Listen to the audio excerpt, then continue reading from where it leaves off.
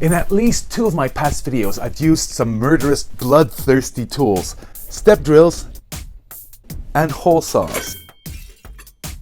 It's only recently that I realized how my mishandling of hole saws and step drills could be leading to some pretty nasty injuries. And my how-to videos might be endangering the well-being of viewers, because some of my clips have been viewed well over 20 mil. They've been viewed 20 times or so. Still, I can't let this slide. If you're like me, you might have developed a way of quickly locating and using your most commonly used driver bits. Take it out, chuck it in, tighten. Thanks to keyless chucks, these moves become as quick and efficient as those of an F1 pit crew.